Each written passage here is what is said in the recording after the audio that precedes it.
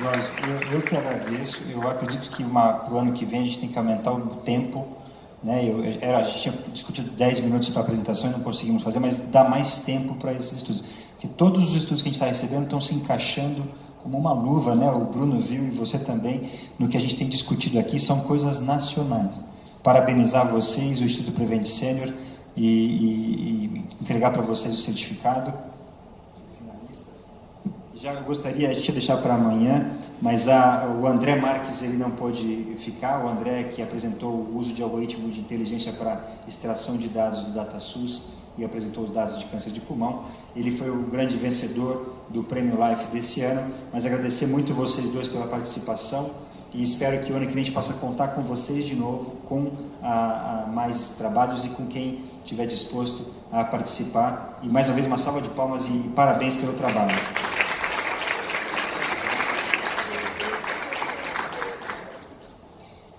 Coração, está com você.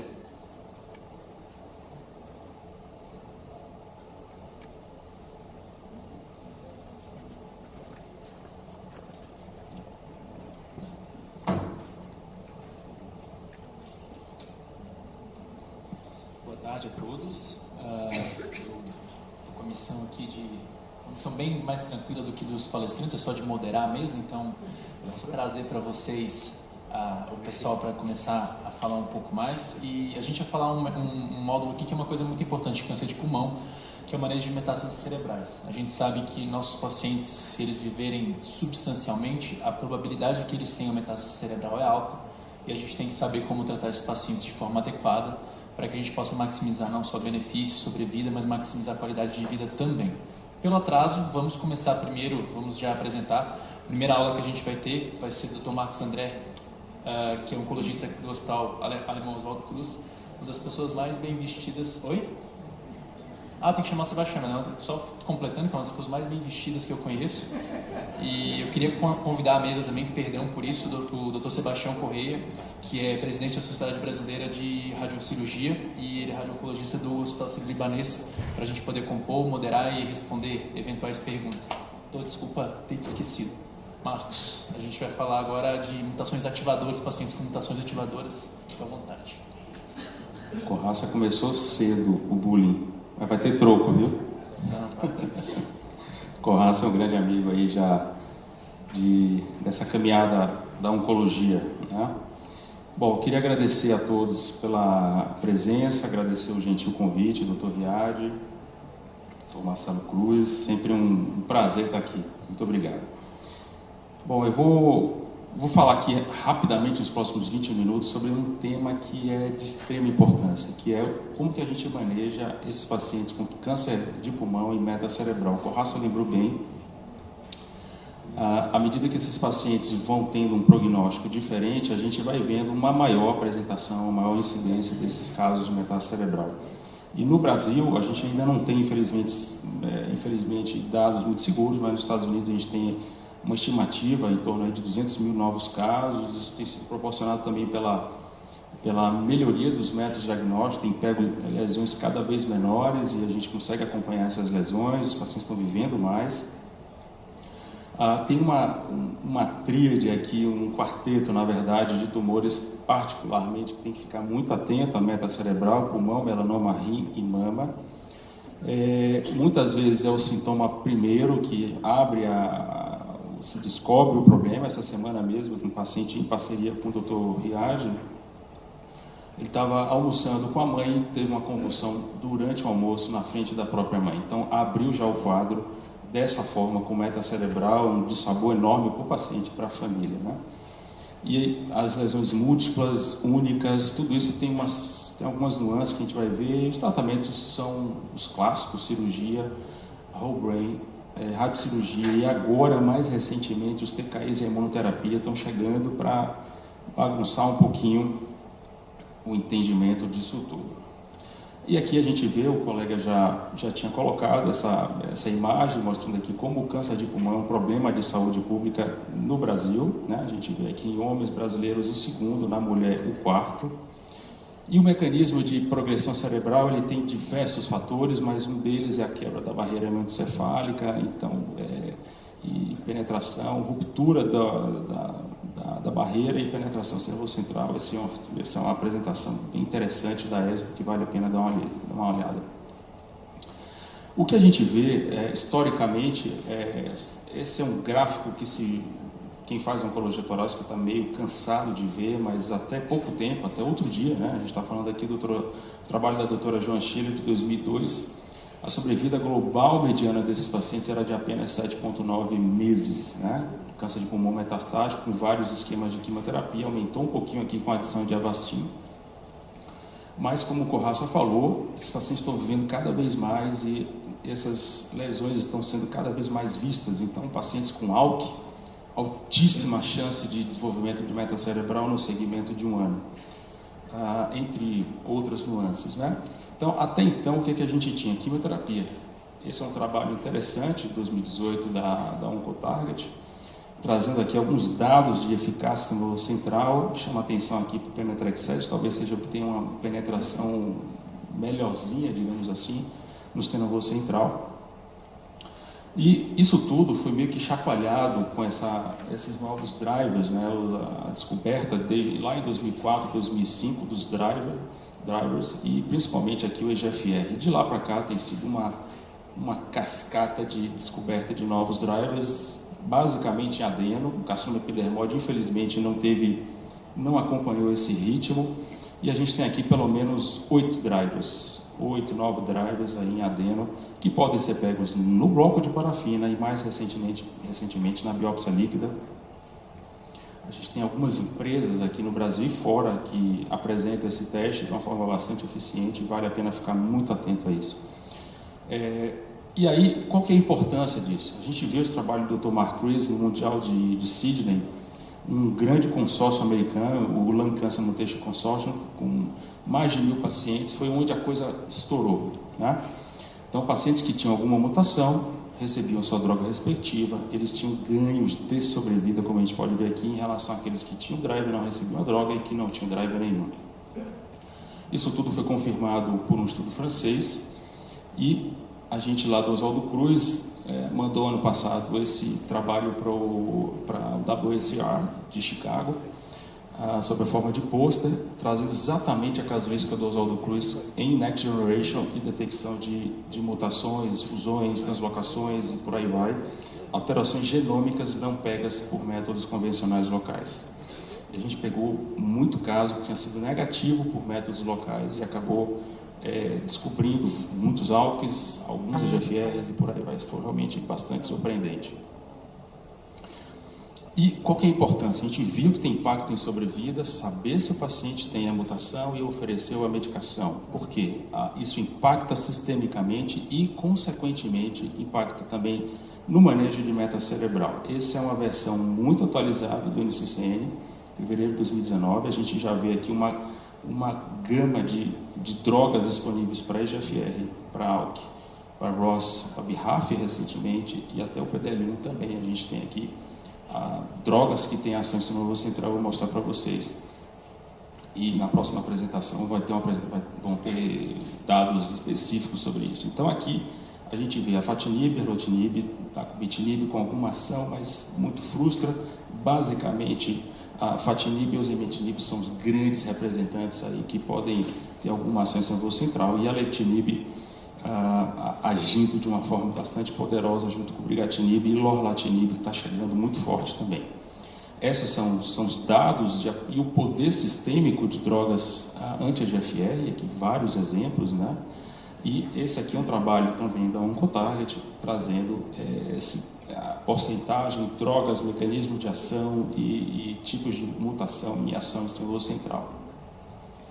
Eu, particularmente, tinha uma conduta até abril de 2017, que era oferecer o inibidor de EGFR no paciente recém-descoberto, com mutação driver. Em 2014, eu ainda estava trabalhando no outro serviço, fizemos um levantamento de mais ou menos 300 pacientes com câncer de pulmão, em torno de 80 deles tinham alguma mutação do EGFR, e a gente descobriu, naquela análise que foi apresentada na ASCO, que os pacientes com mutação da EGFR tinham uma certa predisposição à meta cerebral, que batia corretamente com os dados de literatura. Então, muitos desses pacientes já abrem metastáticos e já abrem, e a gente consegue pegar a mutação no EGFR. E o que fazer, né?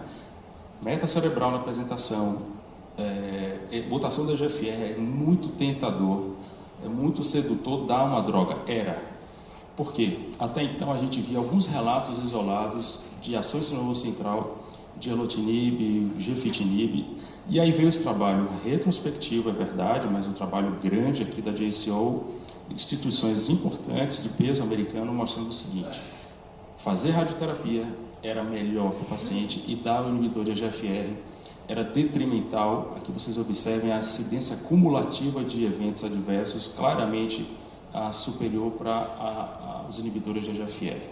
Lembrando, numa era pré-tagrisso, pré-osimertinib. Aqui dando continuidade, então, desse trabalho, osimertinib figurando, então, como uma grande medicação nesse cenário, junto com a afatinib, eu vou mostrar já já.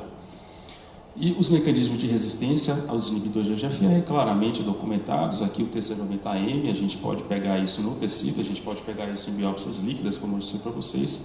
E aqui um exemplo muito interessante de um trabalho que usou um rastreamento em biópsias líquidas da queda do T90M à medida que se dava o osimertinib, isso com relação radiológica, muitos meses antes, antevendo a progressão desses pacientes. Então isso vale também para diagnóstico e rastreamento desses pacientes, mas isso é uma realidade que ainda está para chegar de uma forma mais poderosa. Então, por que eu trouxe essa informação do osimertinib? Porque o osimertinib, nos trabalhos maiores, mais clássicos e mais embasados, esse aqui é o fase 3 do Tutonimoc e o Aura 3, dos pacientes que receberam inibidor de EGFR em primeira linha, e na progressão com T90M eles receberam o osimertinib. E a gente observa aqui claramente uma ação, curvas muito abertas, diferença de sobrevida livre de progressão para os indivíduos que recebiam o osimertinib em detrimento daqueles que recebiam quimioterapia à base de platina. Isso tudo a gente observa um forest plot bastante marcante, com hazard ratio de 0,32, significando aí uma redução de 68% no risco de progressão cerebral nesses indivíduos em segunda linha, confirmado também em primeira linha.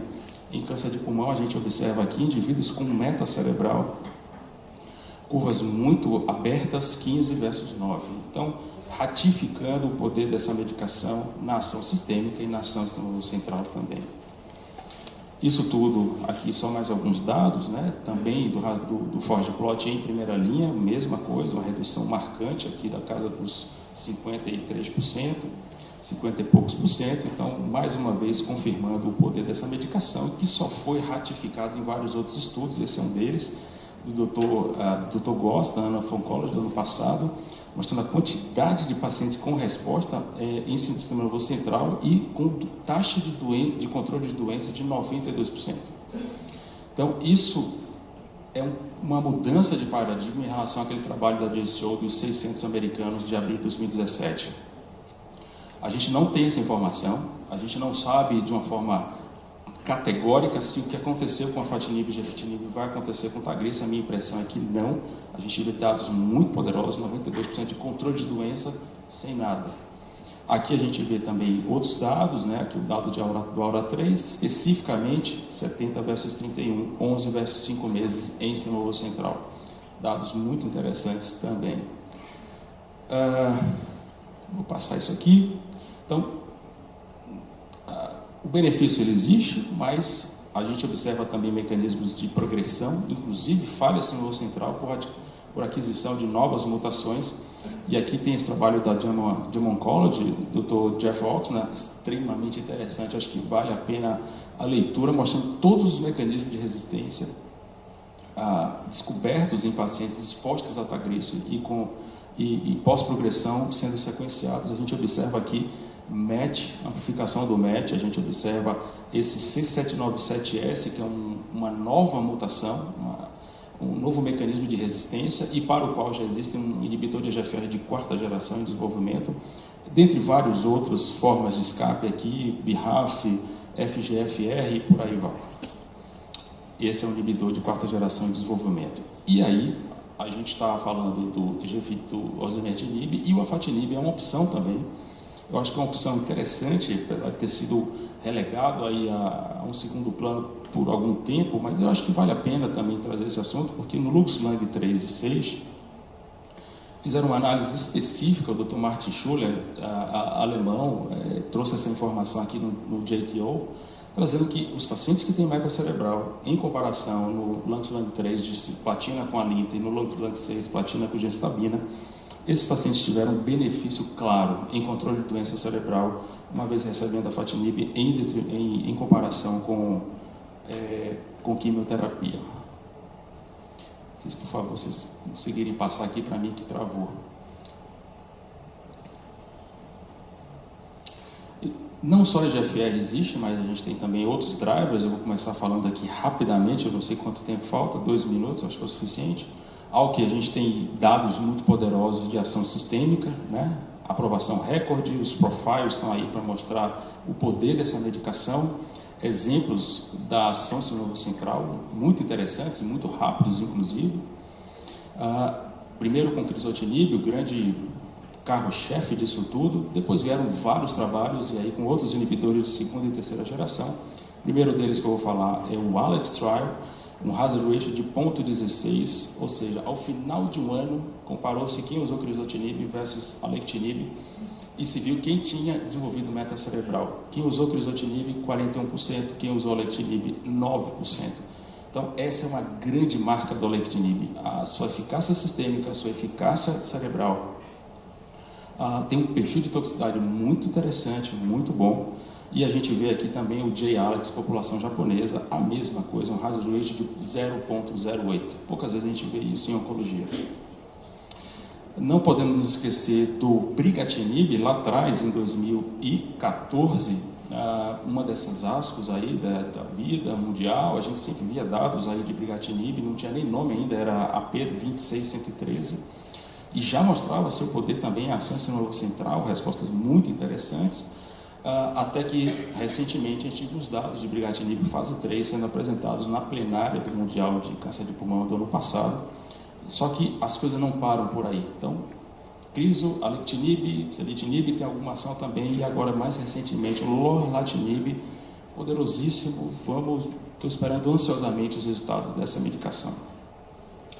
E qual que é a importância da gente fazer esse sequenciamento anti-EGFR? Trabalho francês do Rissot, também da Oncotarget, mostrando que o sequenciamento, lembro dos dados da doutora Joan Schiller, 7,9 meses, câncer de pulmão metastático, em 2002. 2017, o sequenciamento mostrou que isso aumentava para 89 meses. Então, o compromisso de identificar o paciente, testar e dar a droga. Então, se a gente testa o paciente, faz por um método relativamente falho, sabe? E a gente precisa ter um compromisso com o paciente, identificar o paciente, testar e, principalmente, adenocarcinoma e oferecer a droga. Essa versão do NCCN traz vários outros drivers em adenocarcinoma. O mais recente aqui que eu trouxe para vocês, já para acabar, é o dabrafenib com tremetinib, aprovado nos Estados Unidos para pacientes com câncer de pulmão, com essa mutação V600Z do BRAF. Essa é uma via interessantíssima, meio que pleiotrópica, tem vários tumores com distúrbio, né, dessa via, e o mais icônico é o melanoma. A gente tem vários trabalhos já em melanoma com a ação dos inibidores de BRAF/MEK, inclusive com várias ações interessantíssimas em gliomas, que é uma outra área que eu me dedico bastante. Então, a gente, na reunião de semana passada do tumor board da gente, foi levado um caso de um paciente com um glioma com mutação do BRAF, e já estamos meio que uma carta na manga do inibidor de BRAF para um paciente. Não é esse caso, esse é um caso de literatura, mas aqui só mostrando o poder de penetração que essas drogas anti-BRAF têm em sinovocentral. Os dados de pulmão foram em fase 2, que levaram à aprovação, cortes relativamente pequenas, 57 e 36, e que levaram à aprovação pelo FDA agora, dia 22 de junho de 2017, dos inibidores aí, da dabrafenib contra tremetinib em pulmão. Agem sistemicamente e agem também sinovocentral, porém é preciso esperar mais dados, porque só um paciente desse grande pool de pacientes, na verdade desse pequeno pool de pacientes que recebeu o dabrafenib contra tremetinib tinha meta cerebral, e essa meta era assintomática. Mas levando em consideração a penetração marcante em gliomas, penetração marcante em melanoma, tudo leva a crer que essas drogas penetrem também e vão fazer efeito em pacientes com adeno e com meta cerebral. Não podemos nos esquecer dos outros, eu acho que o mais marcante aqui é o Ross, esse é um paciente do consultório meu, que eu acompanho, uma menina de 34 anos, que já abriu metastática também, e ela tinha uma fusão do Ross, recebeu crizotinib e também teve uma excelente resposta. Só para convido vocês, quem tiver interesse, tem um canal chamado Oncopédia em várias mídias sociais, aqui está Instagram, YouTube, LinkedIn e Twitter, né? Onde eu posto várias imagens, várias coisas relacionadas à oncologia, inclusive essa aula está sendo transmitida pelo YouTube, vai estar disponível depois para quem quiser acompanhar e assistir. Obrigado. Queria agradecer ao Marcos. O Marcos falou a parte mais fácil desse tema tão difícil, que é os pacientes que têm alguma mutação ativadora, então a gente tem uma penetração melhor do sistema nervoso central. Agora eu vou chamar o Dr. Augusto Pereira, um cara que tem um currículo de 5 linhas aqui, mas em resumo, oncologista da C. Camargo, oncologista da Clínica São Germano, coordenador do PS da C. Camargo, coordenador do São Camilo Ipiranga, grande empresário, para falar para a gente sobre um pouquinho dos pacientes que não têm mutação ativadora. Como é que a gente vai tratar esses pacientes? Tá bom. Boa tarde, guerreiros, até o final aí. Então, meus dados não são tão poderosos que nem o do Dr. Marcos, nem canônicos, que nem o Dr. Fernando, mas aqui é real life, né? Então, é casos sem mutação. A ideia é mostrar o certo e também o que dá para se fazer de diferente nesse cenário, tá? O que a gente tem feito lá na C. Camargo, em alguns casos. Então, falar de manejo de meta cerebral sem mutações drivers. Então, a meta cerebral é algo que realmente acontece com frequência tanto no diagnóstico, 10% é o diagnóstico, mas 30% a 40% vai desenvolver durante o tratamento. São responsáveis por 30% a 50% dos óbitos. E quando inoperável, o paciente vive em média 3 meses, paciente sem tratamento. E apenas 20%, 25% vão ter drivers aí com tratamento com TKI, que pode responder aos TKIs. Então, quando nós vamos avaliar quais tratamentos disponíveis nesse cenário, quatro tratamentos eu vou falar aqui. Radioterapia, que é o padrão, quimioterapia, imuno e os antiangiogênicos. Então, o que influencia na hora de tomar essas decisões? Eu botei em ordem, porque na verdade são casos que chegam no consultório e a gente precisa tomar essas decisões. O que vem primeiro? Vou combinar alguma coisa, vou tentar alguma coisa nova. Então, primeira coisa, elegibilidade para tratamento local, para cirurgia, radioterapia estereotáxica. Então, primeira coisa é candidato a um controle local no cérebro. Segunda coisa, as características do paciente permite que eu faça um tratamento local com cirurgia? Ele aguenta um tratamento desse? Terceiro fator, como é que está a doença fora do cérebro? A gente escolhe que você está lendo um trabalho de meta cerebral, esquece, parece que o pessoal só olha o cérebro, tem que olhar fora também. Como é que está a doença extracraniana? E outra coisa é levar em conta o que o paciente quer, qualidade de vida. Esse paciente trabalha, não trabalha, ele vai ter problemas se tiver uma deterioração cognitiva. Então, são coisas que no consultório fazem parte do dia a dia. Então, elegibilidade, número de lesões, meta única. Vários trabalhos mostrando, vou demonstrar aqui nos próximos slides. Meta única é candidato a cirurgia ou radiocirurgia. E alguns pacientes com A4 lesões discute-se em cirurgia e mais comumente faz a radiocirurgia. Localização, áreas não eloquentes, acaba priorizando cirurgia. Em região supratentorial também favorece a cirurgia. Tamanho, até 3 centímetros, pacientes podem ser candidatos à radiocirurgia, acima disso a preferência é cirurgia. E os sintomas, o paciente está com um sintoma neurológico, é um sintoma grave, ele pode rebaixar, falar com o neurocirurgião para fazer um tratamento de urgência, uma cirurgia de urgência. Então, o que temos, desde 1971, esse é um trabalho clássico, que comparou radioterapia de crânio total, whole brain, versus supportive care, com corticoide. E o aumento houve um aumento de sobrevida, mas foi muito pequeno, foi de 3,2 meses para whole brain e 2,3 meses para supportive care, muito pouco. Mas olhando só pulmão, de 4,6 versus 1,8, muito pouco o aumento, mas houve, era o dado que tinha até então. E até os autores nesse trabalho falam vale a pena submeter o paciente à rádio, que tem efeitos colaterais nos últimos meses da vida dele, então algo sempre tem que estar na cabeça. Como esse paciente vai viver esse resto da vida dele? Vai viver com qualidade? Mas é o dado, aumenta a sobrevida. E aí, passou-se com pacientes com câncer, tinha outros, a maioria era câncer de pulmão nesse estudo, é uma fase 2, é uma fase 3, com meta única, incluir além da radioterapia de crânio total, fazer uma cirurgia seguida de radioterapia de crânio total versus radioterapia de crânio total. E houve um benefício em sobrevida global, chegando aí a 9 meses de sobrevida para quem fazia a cirurgia em meta única, comparado com 3 meses e meio para quem fazia só a radioterapia de crânio total. Diferenças, havia um maior controle de recorrência, tanto mais no leito primário, quando se fazia a cirurgia. E esse outro trabalho também é um fase 3, metástase única, mesmo desenho, cirurgia seguida de radioterapia de crânio total versus radioterapia de crânio total, mesmo achado, aumento de sobrevida 10 versus 6 meses, mas o interessante que eu coloquei eram os pacientes que tinham doença extracraniana em progressão nos últimos 3 meses. Não houve benefício. E quem tinha doença controlada? Houve um benefício, 12 versus 7. Então, conta muito saber como está a doença fora do pulmão. Mas o tratamento com cirurgia em meta única, seguido de rádio, aumenta a sobrevida. E aí, com o desenvolvimento da cirurgia, será que só a cirurgia é o suficiente? Precisa irradiar depois da cirurgia? Será que eu consigo poupar o doente da rádio de crânio total? Então, existe esse trabalho fase 3, 97 pacientes. O endpoint primário é da recorrência e o desfecho secundário é da sobrevida global. Então, a recorrência, quando você faz a radioterapia pós-cirurgia, é menor, 70 versus 18 é um número expressivo, mas não houve diferença em sobrevida global. Outro trabalho agora comparando a radiocirurgia após a ressecção radical da metástase única versus rádio de crânio total. Então, mesmo achado, a rádio de crânio total diminui a recorrência em cérebro, porém não houve uma diferença em sobrevida global. E o tempo para deterioração cognitiva foi favorável para a radiocirurgia. E fazer esses pacientes que não são candidatos à cirurgia, que não tem uma meta única, que tem 1 a 3 lesões não candidatos à cirurgia, fazer a rádio de crânio total com radiocirurgia. Há um benefício?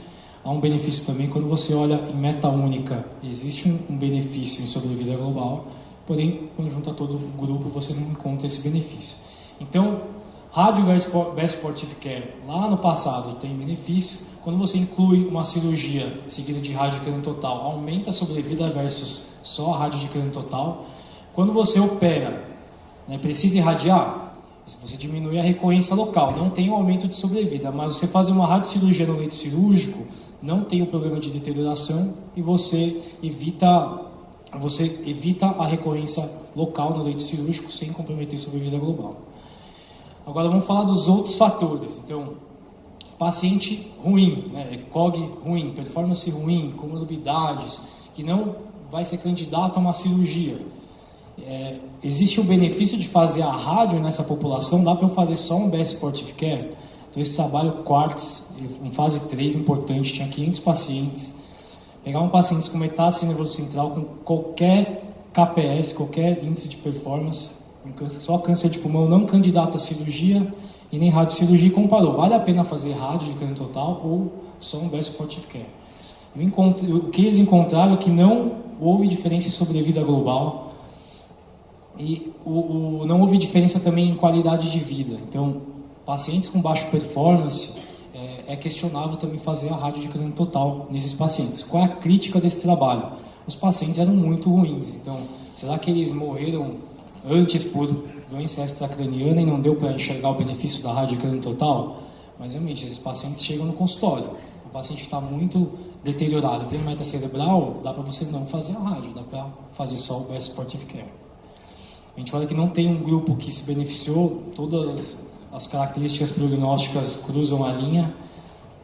E, então, é uma opção um paciente de baixa performance se você não fazer a rádio sem ter esse problema de perda de sobrevida. Em relação ao status da doença extracraniana, o paciente com doença extracraniana assintomática, que não progrediu nos últimos 3 meses, esse paciente, vamos começar pela rádio, vamos avaliar se vale a pena operar, se vai fazer radiocirurgia, e depois a gente faz a quimioterapia. Ok, esse é um paciente redondo. Agora, e aquele paciente que vem com a doença extracraniana sintomática, uma progressão em menos de 3 meses, que tem um mau prognóstico do ponto de vista sistêmico, vale a pena começar pela rádio e depois ir para a quimio? Então, assim, não,